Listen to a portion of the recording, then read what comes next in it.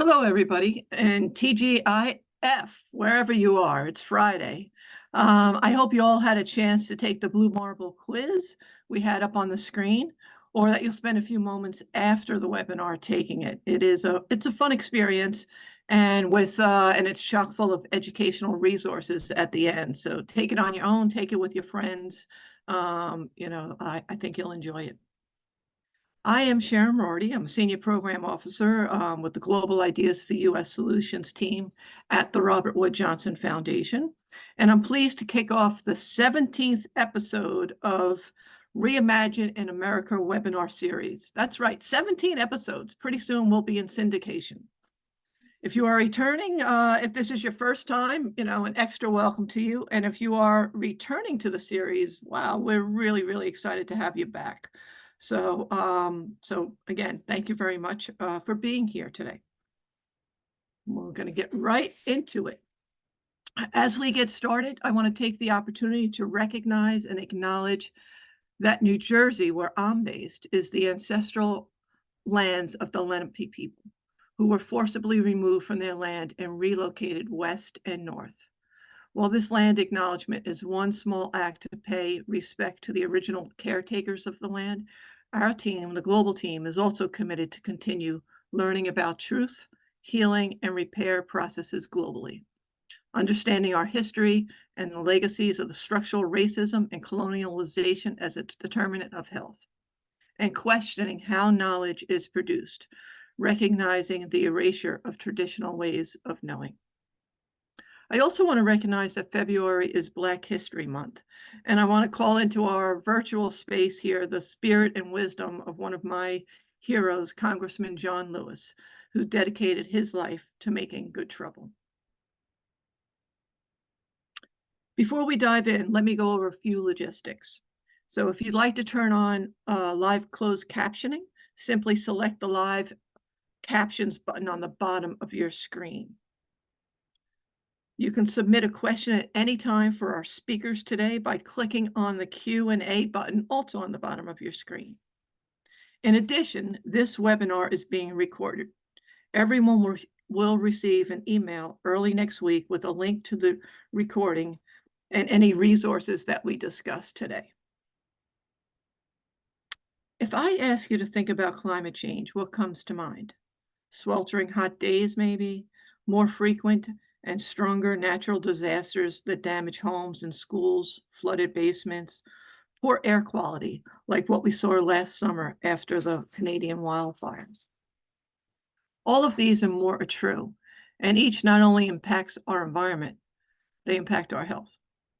Climate change is taking its toll on the physical and mental health of everyone, but the burden isn't even or fair.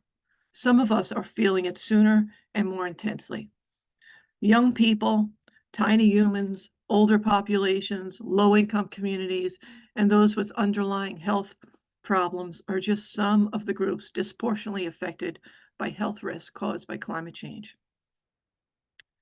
But when young people, communities, and local governments come together, we can achieve effective and inclusive climate action to help build a better future. Over the last 3 years, our Global Ideas team partnered with C40 cities through our Cities Taking Action to Address Health, Equity, and Climate Change grant to support 6 U.S. cities that are leading innovative, community-driven projects to mitigate the health and equity risks posed by climate change. The projects in each of these cities have united grassroots organizations, residents, young people, academia, and city governments. Most importantly, the projects have supported communities to drive innovative and transformative change. Each of these cities experiences its own unique health, equity, and climate challenges. However, they have a shared past of industrialization, racial inequality, and environmental injustice, as well as a strong history of environmental and social activism. Our grant builds upon that history and the power of community in these cities. Excuse me. Knowing that good ideas have no borders, these cities have adapted proven approaches tested in countries around the world to curb the health impacts of our changing climate. Drawing wisdom from cities In the Philippines, New Zealand, Brazil, and beyond, the projects have introduced community gardens, green spaces, developed composting pilots, established resident advisory groups, and so much more to come together and fight climate change. And we all know that truly inclusive, community-driven climate action means making sure the voices and needs of those most affected are heard, including young people, because they will inherit the policies and problems being created today. In Detroit, Michigan, programs trained cohorts of young people in composting and urban farming, including creating a Compost Warriors training program for students and for student leaders at a local university. And I'm telling you, you haven't seen composting until you've heard about the Detroit program. In Tempe, the city and schools prioritize youth awareness, dialogue, and activism in response to extreme heat, yet educating young people to be community activists through environmental justice training programs. And community groups in Lawrence, Massachusetts, which we will hear more about later, recognize that youth engagement is pivotal to climate action. There are many examples of communities involving their youngest members in advancing climate justice and improving health and well-being. I'm so grateful to have two really amazing speakers here today to share more. And just before I introduce you to today's speakers, we always like to begin these webinars by first hearing from you. So we have two questions we're going to poll you on. Take a look, and then you're going to give your answers. Our first question is, how are you experiencing the impacts of climate change in your community? Please check all that apply.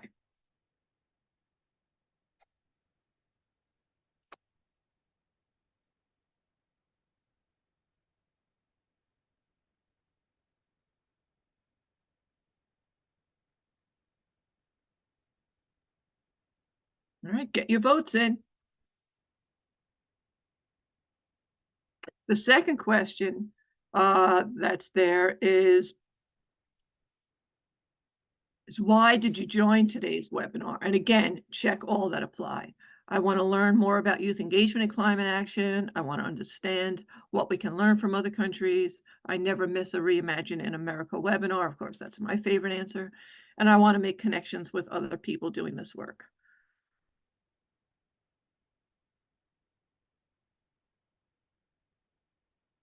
Please get your votes in. And Kyle, please let us know when the results are ready.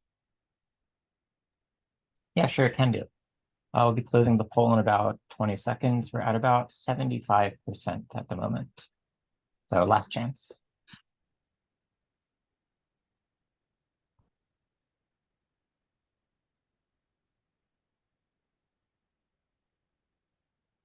Okay, I will be sharing the results. All right, let's see what we have. Worsening. Well, with the first question, how are you experiencing the impacts of climate change? It looks, well, it's more extreme weather events, which we're feeling throughout the country, right? And across the globe. And worsening air quality seem to be our top two answers. I'm not that surprised, but all the answers did get responses. Not too much for none of the above, so we're all feeling it. Okay, let's do the next question. Let's see that one. If you just scroll down, you should be able to see it. Oh, okay, there we go. Why did you join today's webinar? So I want to learn more about youth engagement, and I want to understand what we can learn from others. Very good. And I want to make connections with other people doing this work. So that's great. Yeah, thank you. Thank you very much for those responses. I think we are going to learn an awful lot today. I hope we are.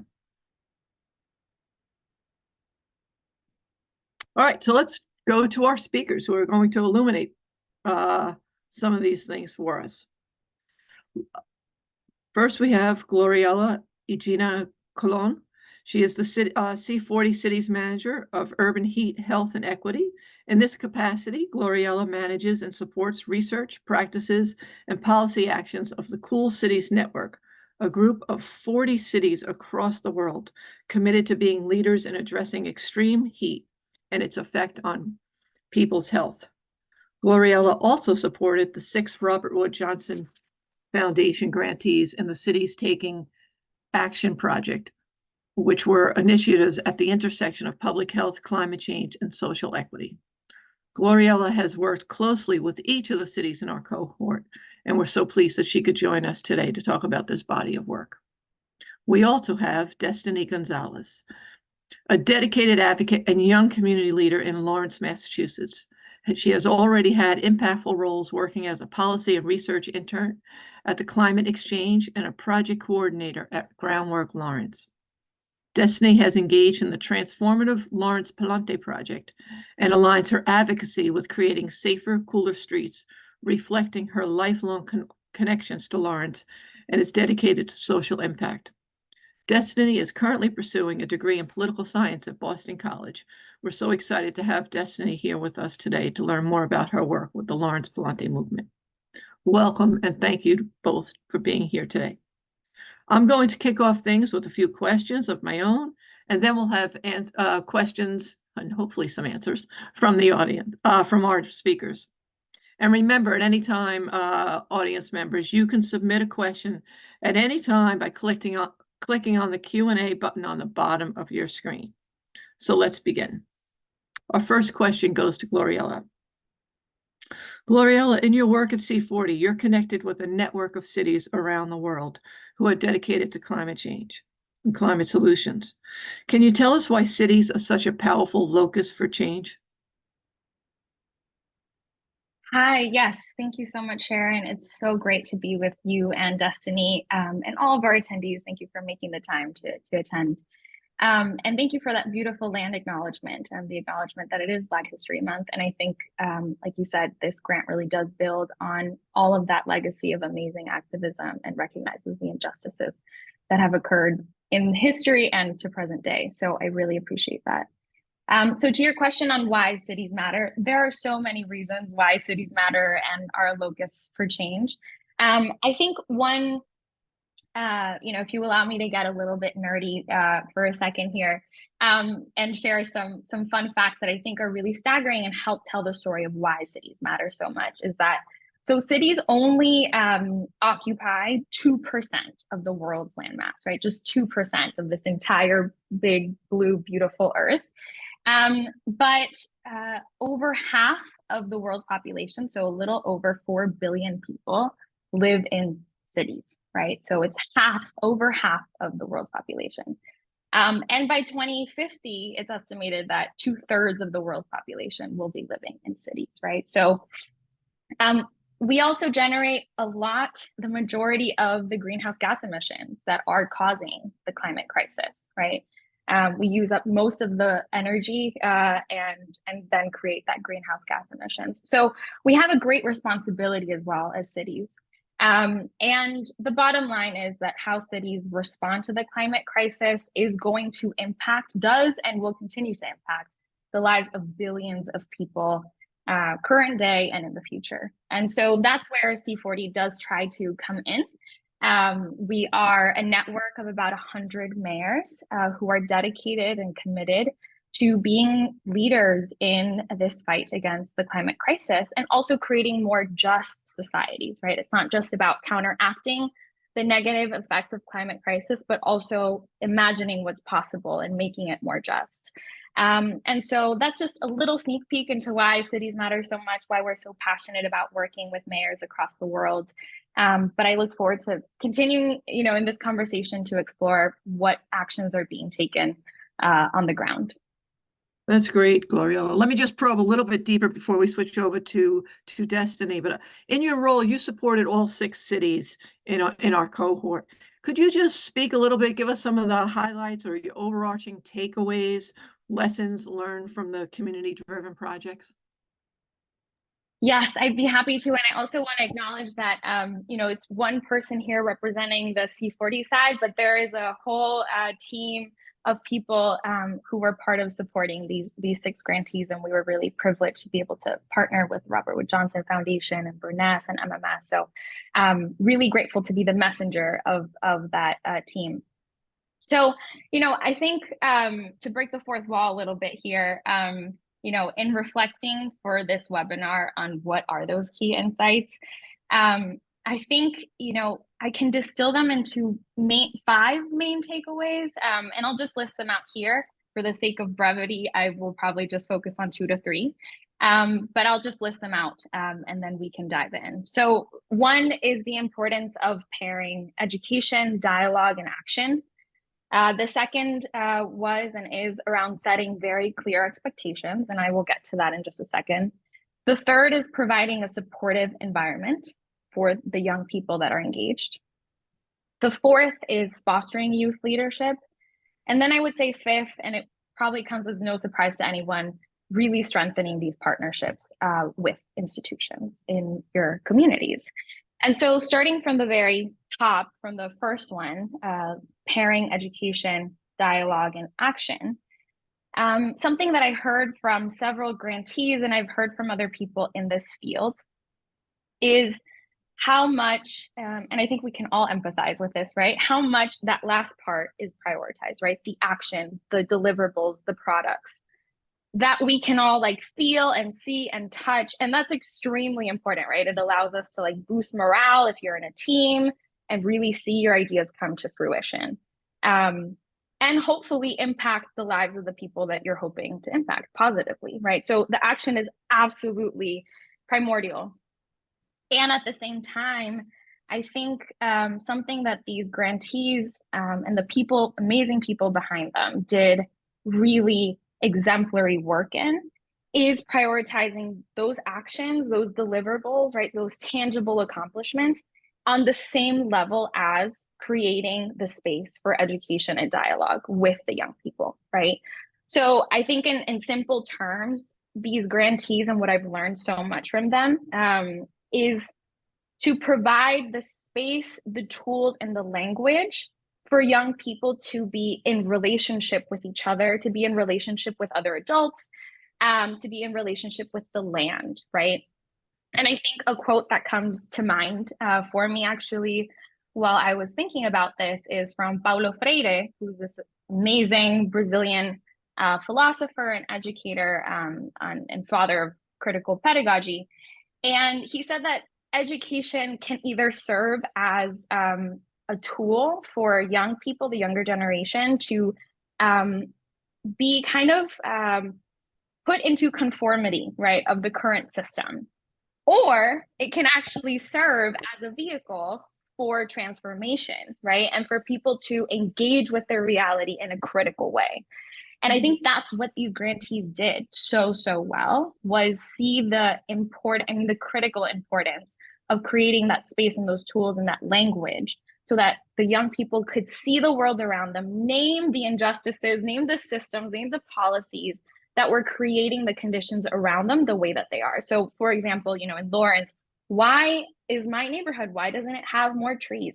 Why is it hotter than other neighborhoods? Why doesn't it have as many pedestrian walkways as other neighborhoods? Why doesn't it have much bike lanes as other neighborhoods in Massachusetts, right? So just really being able to name, this is not a coincidence, right? And my lived experience is because other people have made intentional design choices and we can actually design differently this time, right? And then spur that action. And the other one I'll emphasize is setting clear expectations, right? I think another tension or things that the grantees grappled with was we can have the aspiration of being youth-led, right? That youth are part of every single milestone along this project, let's say, right? From start to finish and hopefully beyond. Part of setting the vision and designing the program and so forth. That is beautiful. And I think we should aspire to that. And at the same time, a lot of us face constraints, right? Whether it's funding or policy constraints or biases of where young people should and should not be, right? Which is very real. And so I think we talk a lot about establishing trust and fostering trust, and sometimes I'm like, kind of get frustrated. I'm like, what does that mean, right? Like, how do we make that happen? And I think this is a really big component of that, right? It's being really clear about what the invitation is. Like, we're saying youth engagement. What are we engaging youth into? What are we inviting them to come into? Because usually it is an invitation, right? There's exceptions. But let's be really clear about what we can and cannot promise, so that it's not setting up false expectations of how much decision-making power the young people will have, and how much they'll be able to influence certain decisions and programmatic, events, right? So just being really, really upfront and honest. And I think that will go such a long way. And it did go a long way in these grantees. And lastly, I'll just say, the providing a supportive environment definitely relates to that point I just made. And asking simply the question, which I think the grantees did, of what type of environment are we inviting or bringing this young person or young people into? Will it not cause more harm? And are we being intentional about the ways that it's a mutually beneficial relationship? And we're not just taking from the young person and young people, but also giving back, right? And I think it also comes back to providing that space and those tools and that language to be able to make sense of the world around us, and create those opportunities for growth, right? So I would love to hear from Destiny on her experience, and and continue the conversation. All right. Well, thank you so much, Gloriella. You got me excited just listening to you. And I think maybe we'll make you the host of the next Reimagine in America webinar series. Thanks for pulling all those examples and insights into the space today. Destiny, welcome again. Thank you for being here today. I would really love for you to tell us about your journey with the Palante movement in Lawrence. It started out as a resident task force, kind of a traditionalist-ish resident task force, but it evolved, and it evolved to the Palante movement that it is still today. Can you talk to us about the work being done on the ground and how Lawrence has engaged community members to help drive change? Firstly, I'm so honored to be here today and to be asked to speak with you all today. So hello, everyone.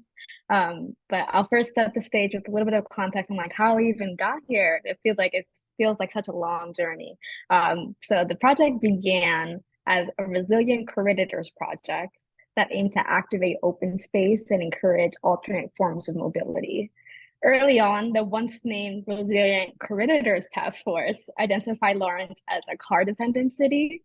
So our first focus was understanding why this was, and if this was different for different demographics, etc. So for example, do people who live and work in the city take alternate forms of transportation? Are they out of their cars? The simple answer was no. And that wasn't going to change without soft and hard infrastructure. But more importantly, residents wanted this to change because of its correlation with extreme heat and poor air quality, and health impacts that disproportionately affect community members. That being said, we then shifted to focus on extreme heat with the Palante movement. So we use examples from Paris and their cool island framework. In Paris, they had this cool pathway that was directly in the middle of the city. And I'm gonna say this wrong, but bear with me, in the Rive de Seine Park. That's definitely not how you say it in France. But they had this cool pathway that did not exist. It was right along the water in this very very car central city. And it was like this automatically cooled everything down because they created this infrastructure right in front of the river where people were suddenly riding bikes, walking more, doing all of this. And it completely changed how people were moving around Paris. So we were inspired by that. And we're like, how can we replicate this in our city? So we continue to find more potential with the Palante movement as we engage more community members. And we noticed that the biggest deficit was that there lacked this real community engagement. So of course, groundwork was talking to residents like me, for people, we're all different ages, etc. But like, why did it have to stop there? I think that's where like we kind of came in. We were just like, why just us? Why can't it just be everyone? So in my role, my main strategy was using established partnerships to interact with and involve interested stakeholders, and to make this a bigger movement. Everybody should have a say in how they feel climate impacts their city and how they feel that should be addressed. And that shift to community empowerment is what encapsulates what the Lawrence Palante movement is as a whole. And I'll talk a little bit more about our accomplishments and how our youth engagement strategy started to weave in there as we had a more solidified identity a little later. Okay. Well, a little later might be our next question. So I'm going to give it to you and then you could go right into it. Okay. So here we go. Through various global youth movements, and this is a question for both of you, but we're going to go with Destiny first here. Through various global youth movements, young people around the world are using their voices to advocate for access to decision-making spaces and opportunities to contribute to climate policies and programs. So Destiny, can you talk to us more about the importance of seeing young people as community advocates and change makers? You definitely in your last response talked to the importance of everyone being involved and how you got involved, but talk to us about the importance of seeing young people as community advocates and change makers. Absolutely. I think my identity as a youth definitely played a role in the trajectory of this project. So being the youngest of the original task force members at the project's beginning, I think I was only 19. I am now 22. So I guess that shows you that I'm like, wow, I grew up a little bit and I kind of grew up with this project. And I think my approach was definitely a much more radical than, as you said, Sharon, the traditionalist approach of the resident task force. I was just like, why does it have to just be us? It can be everyone. And I really pushed for Palante to have this separate identity from Groundwork Lawrence because it was a sentiment. I was like, we can't be the same as this organization that is obviously doing so much for the community. But Palante is a movement that belongs to the community themselves, but specifically, the youth are the people that are going to push this movement forward and the voices that are going to lead the change as the city continues to progress and get out of this hopefully less car dependent, more open space, really caring about how the climate crisis affects its city and also the world at large. So this kind of began, as I said previously, engaging these stakeholders that were directly involved with youth. So this for us was Elevated Thought, which is really working on art and youth movements, and also the local Boys and Girls Club. So we kind of met everybody where they were at. We were just like, all right, what do you know? We kind of found that people could not describe what climate change was, but they could describe how it felt.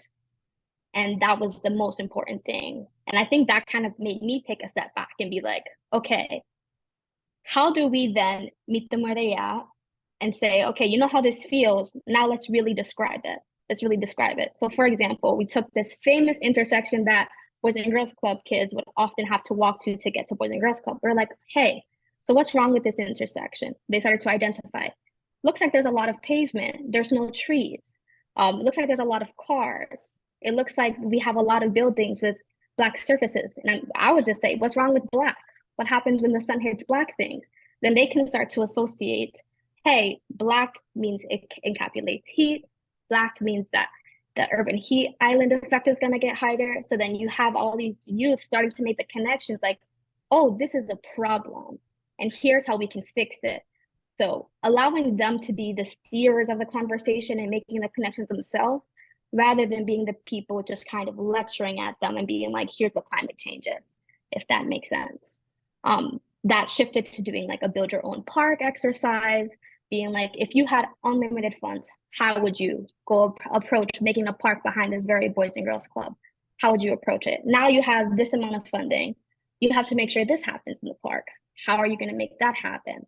So really empowering them to make change by giving them these, limitations in these activities made them really inspired. And they're all now part of the Palante movement too. So I guess that's just a testament to the importance of being on the ground, meeting youth where they're at, and making sure you're talking to them in a way that makes sense, making them feel empowered to make those decisions in their own city. Thank you so much. I know from what I've witnessed, and following the Palante movement is, it wasn't your traditional resident task force, and it wasn't, meetings in City Hall. It was everything you were just saying, Destiny. It was out. People were out making those observations, putting their observations together and then taking action, and the youth were driving it. So that was great. Gloriella, I'm going to come over to you and, take us up maybe a notch and give us, some more examples. How have the cities and organizations that were part of this cohort, how did they invest in youth engagement and leadership? Yes, absolutely. Thank you, Destiny, so much for sharing all of that, and for being part of that change. And I think, before I share some really specific examples and uplift the amazing work, especially in Tempe, Arizona, and Detroit, Michigan, I also wanted to address your question, Sharon, about what is the importance of seeing young people as change makers. And I have to be honest, at first, when I was reflecting on this question, I was like, it's obvious, right? Like, why do we even need to be answering this?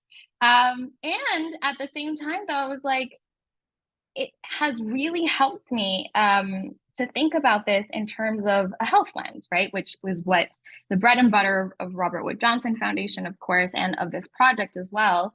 And I think that I just want to take a step back because it has really helped me understand another layer of why it's so important.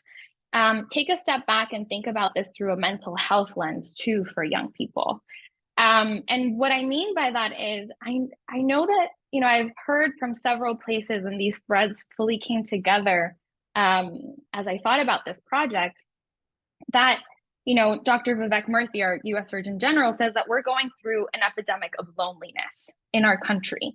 And this is actually more aggravated for young people, right? So in the past 6 years, the number of young people who say that they feel lonely at school or marginalized and bullied at school has gone up twice as much, right, in just 6 years. And there's also, at this very same time, there is this growing awareness of how afraid and anxious young people are, especially 16 to 25, report being around climate change, right? So you have this loneliness epidemic, and you have this fear and anxiety towards what the future holds for young people. And some of the numbers are like really staggering. I mean, 75% of young people in this recent study from 2021 found that 75% felt like their future was frightening, right? And that, I think, is part of this question, right? I think it's not just about how we see young people as advocates and change makers, but how do we actively encourage them, like you were talking about, Destiny, those that might not be part or engaged in a lot of things because they feel so isolated. And so I think the bottom line is, right, like young people are feeling really lonely, afraid, and disconnected. A lot of us are about our futures. And it just feels so crucial to see youth engagement in the climate movement as an opportunity, actually, to foster sense of belonging, a sense of agency, a sense of hope. And so I just really want to emphasize that, right? These projects address physical health, of course, through the health benefits of climate action, but also the mental health and the connectivity that we all need as humans, right? That young people need, especially in a time of so much change and crisis. So I did want to just bring or shed some light into that for a moment.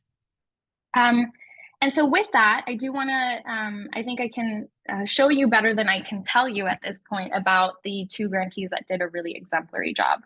So I'm going to start with Tempe, Arizona.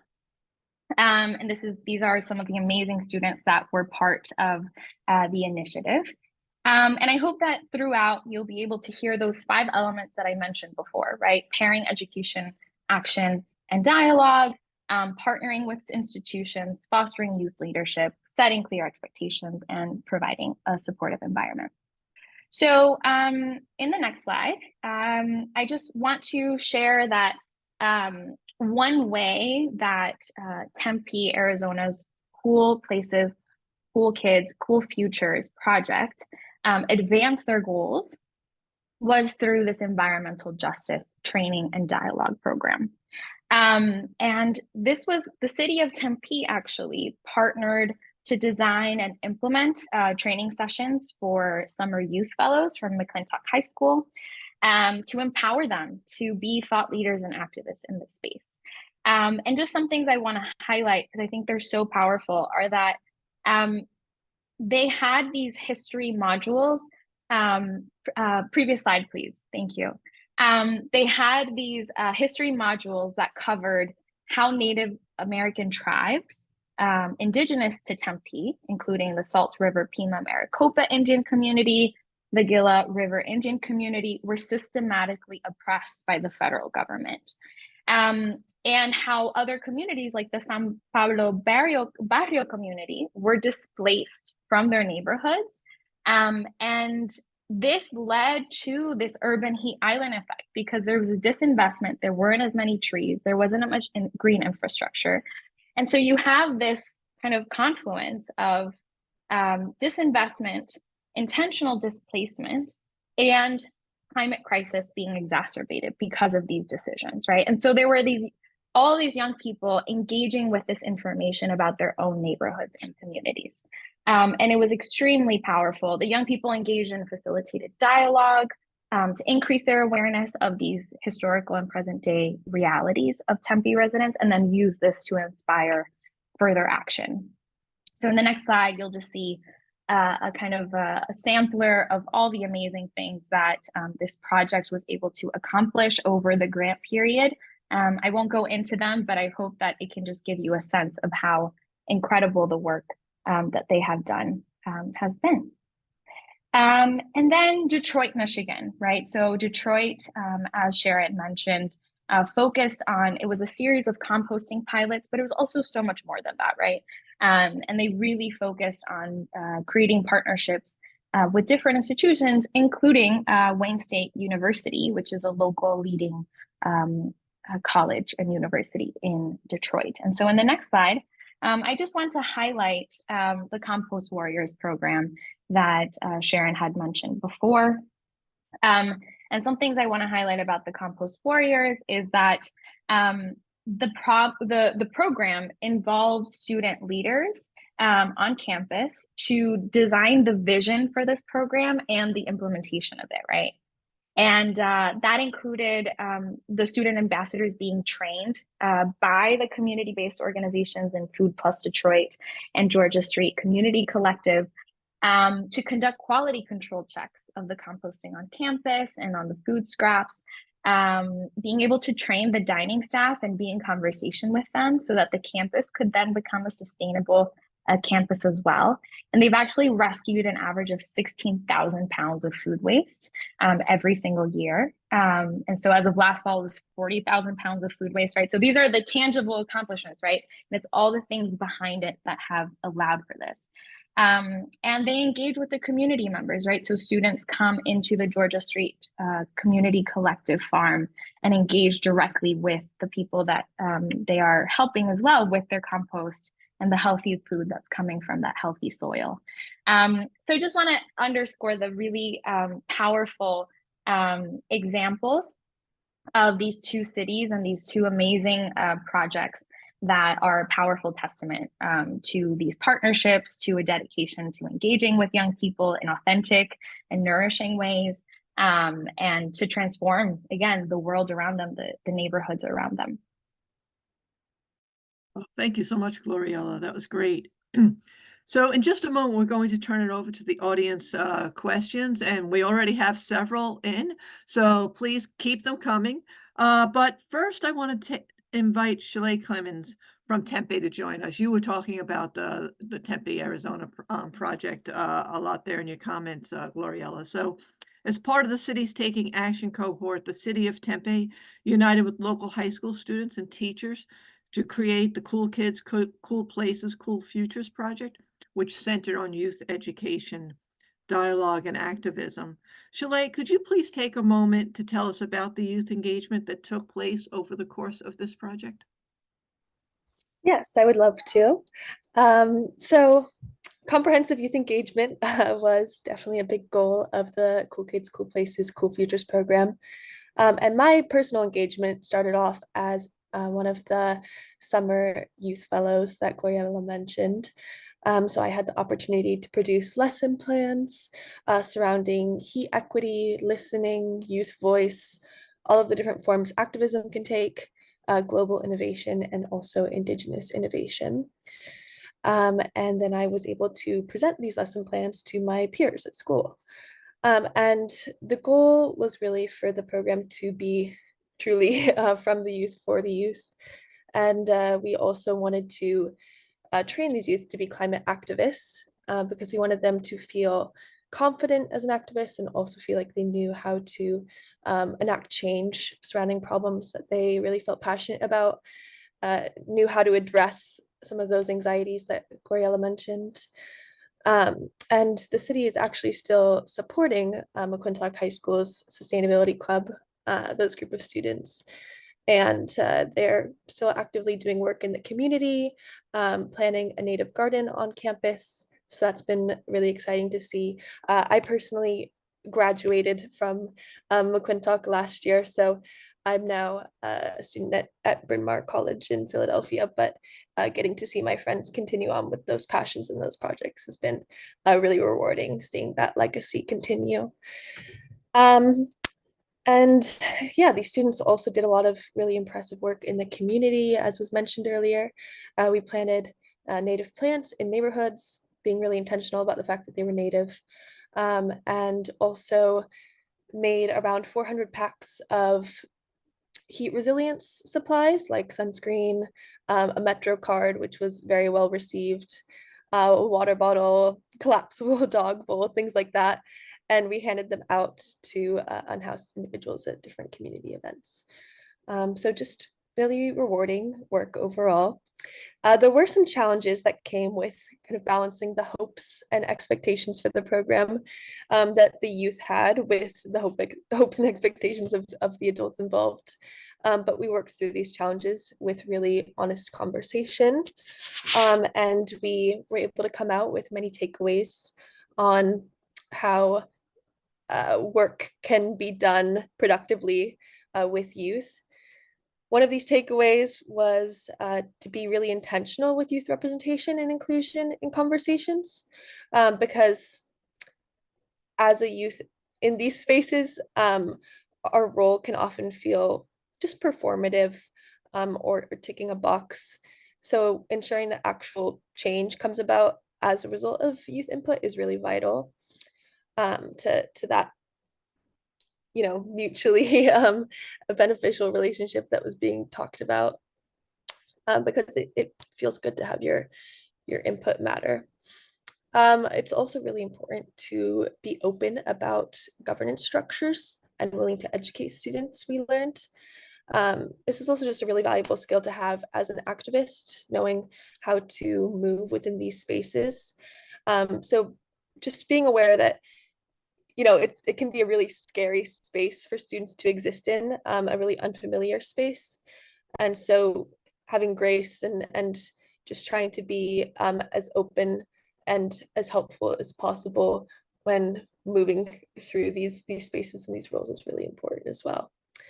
And the last takeaway I'll share is as of something we learned is to not dedicate one student as the representative of their entire population. So involving multiple youth so that they can have a community of people that they feel comfortable with, who can affirm their feelings of excitement, affirm their feelings of frustration, just kind of fostering that space, that discussion.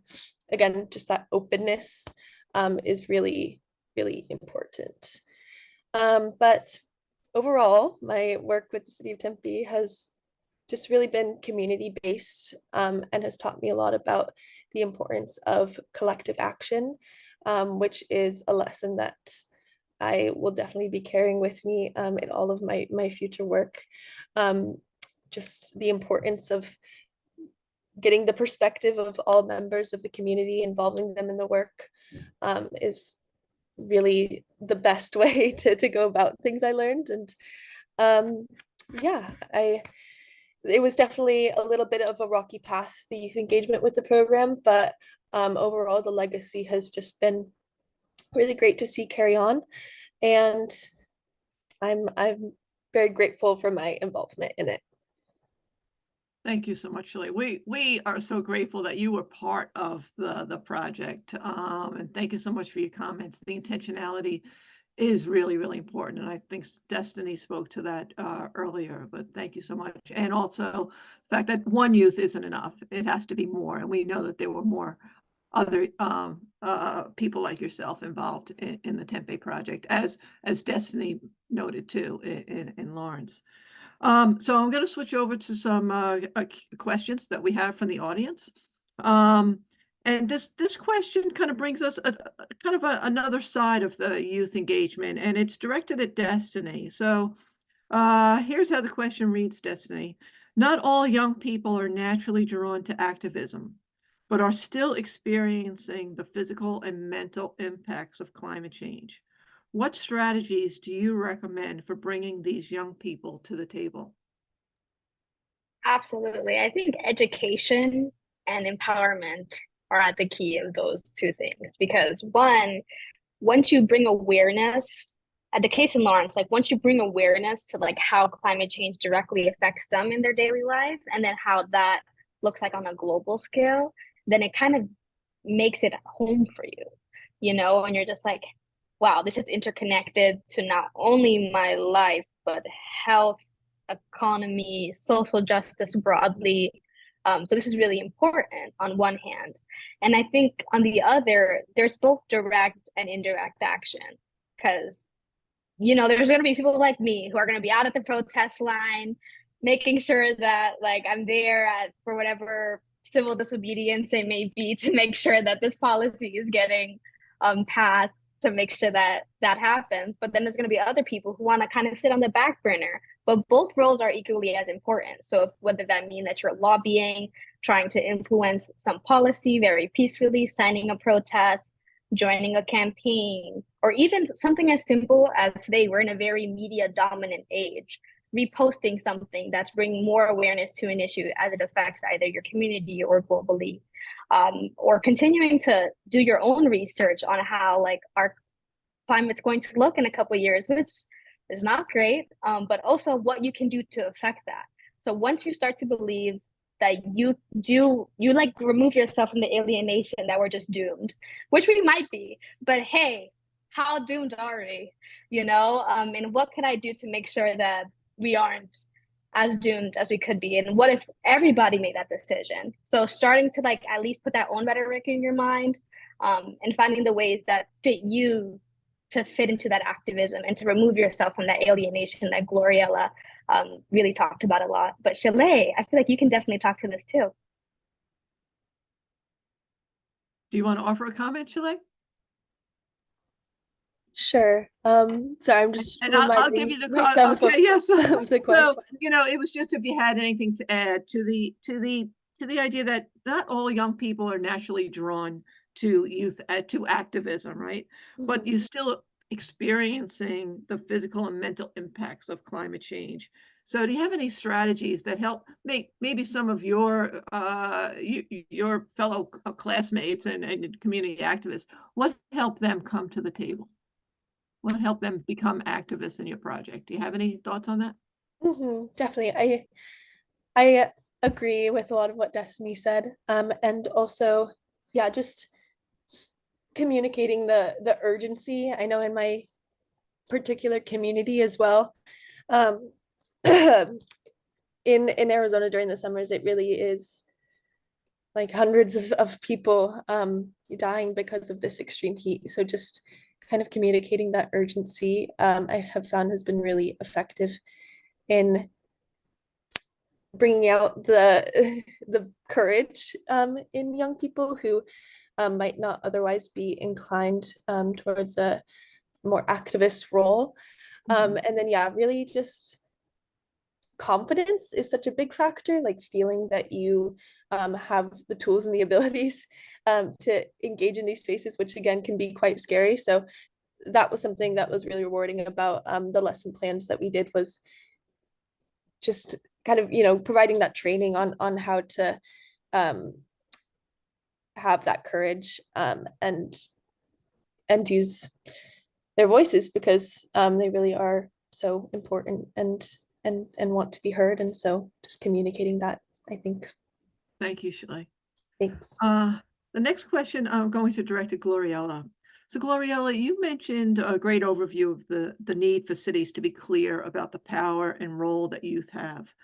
Do you have any best practice examples of cities being upfront about the power that youth climate leaders have. And, I'm going to put you on the spot too. If you can think about cities even outside the US, maybe, that have really done in your mind sort of an exemplary role of engaging youth. If any of international examples come to mind, that might really be informative for our audience. Yeah, I mean, I think part of so the insight of being very upfront about it actually came from a challenge, right? Which I think Shalay is mentioning and Destiny is mentioning, right? It doesn't mean that everybody has it figured out or had it figured out from the get-go. It is a lesson. And so I think the fact that especially a city staff or organizational staff are willing and open to learning and growing in the process, and knowing that it's not just about the young people growing and adapting along the way, it's also about taking the time to be intentional as the more adult people in the room or the folks who might have a little bit more institutional power. That I didn't get it right? Like I did make mistakes. I wasn't upfront and I wasn't honest, right? And so I think that is, I just want to underscore that, right? It's not necessarily that I think the amazing people behind these grants felt like they had everything figured out. It was a lesson learned. And I think, in Detroit especially, most of the grantees have been and are engaging with young people. And it's really one of the main reasons I think is because they are actually part of the community, right? Like they see these young people in their own neighborhood. I mean, they are neighbors, right? And I think like bringing this idea of being a better neighbor into the conversation, right? I don't think, and relating to the previous question, I don't think everybody needs to be a political activist, right? I don't think we need to see it that way. I think it's about reducing suffering, right? Is my neighbor suffering during an extreme heat wave, right? Which is a New York City, Be a Buddy program, right? It's all about community building. And I think it's something that I really love about the potential for climate action is not just in petitions. I mean, that is extremely important, right? Political change is so important. But what is your avenue, right? Like, where do you feel like you, what is your entryway? Do you care a lot more about the science, right? And Shalay was part of that sustainability club. Are there kids who are more interested in like the science, the biology behind it? Are there more folks who are interested in the racial justice component of it, right? So like really understanding what it is that matters to that young person and engaging them there, right? And I'd be happy to share the link to C40's really exemplary youth hub. And there you can find a whole host of examples that the youth themselves have written about and have led. So I think that would be really wonderful for people to get acquainted with that. Thank you, Gloriella. And I want to thank the audience. I have so many good questions. I'm having a hard time. we won't get to them all, but we'll do the best we can. I want to pick up one that takes maybe a little bit of a different track, and I'm not sure any of you can answer this. Living in a very rural state, I would like to get youth in rural communities engaged in climate change work. How can I start those communities where climate change may not be discussed very often, if at all? I don't know, Gloriella, if you have any ideas, or any one of our speakers today want to jump in. Oh, Destiny, you're shaking your head. You have some ideas? Yeah, come on. Yeah, I think it's pretty similar to my community, Lawrence, who had no idea. I talked to youth who had no idea what climate change was, could not define it whatsoever. So I think very similarly, you need to find something in your community that kind of shows what climate change is and have them kind of self-identify what it is through examples from their own community. And that's how you begin to have the conversation. And then you can introduce, hey, this is how we can change it. So once you have the youth self-identify what climate change is in their own terms, then that can lead to their eventual empowerment to influence change. But Gloriella, you can take it on a more global scale. No, totally. I mean, I think I definitely just want to echo that. And something I particularly learned about from Lawrence and also Jackson, Mississippi, is that climate change is not on everybody's, we're all feeling it, right? But it's not on everybody's mind. And I think it's one of the main things that I've learned is that, at least in the US and across the world, really, a lot of people experience poverty, right? And they're the most vulnerable to climate change, but there are day-to-day challenges because of these systemic injustices that people have to worry about, that this, whether there are too many emissions is not a concern, right? It's not a priority, because I'm worried about how am I going to pay my bill, right? How am I going to be able to make ends meet to be able to get more food for my family, right? So there's just these really basic, unfortunately, survival needs that are not being met.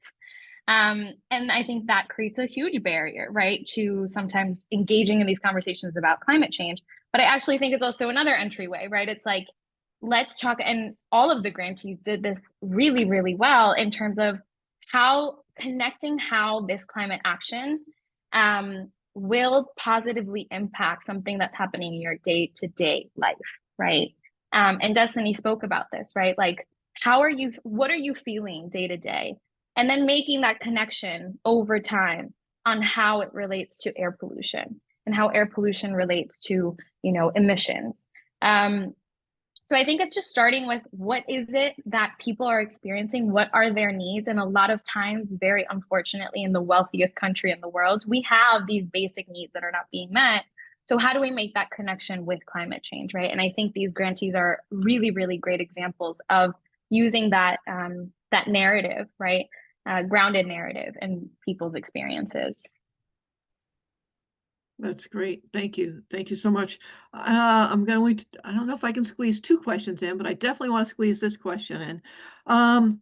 So for each of our panelists, what makes you feel most hopeful in the space of climate change? And maybe what do you even sense from other youth that you've been involved with, and what gives them hope in tackling climate change as a result of these projects and other work you've seen? Destiny, you want to take that first? Sure. I might be biased, but I feel like Gen Z is going to change the world. I think that we already have started, and like the millennials are already really pissed off at how we're starting to set boundaries, even like just changing the whole idea of work.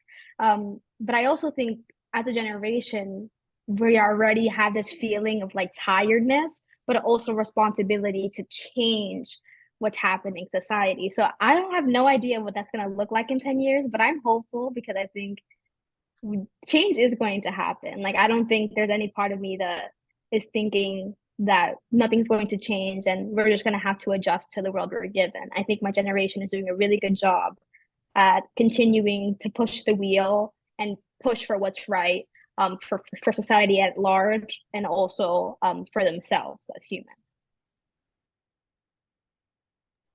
I can go next. Yeah.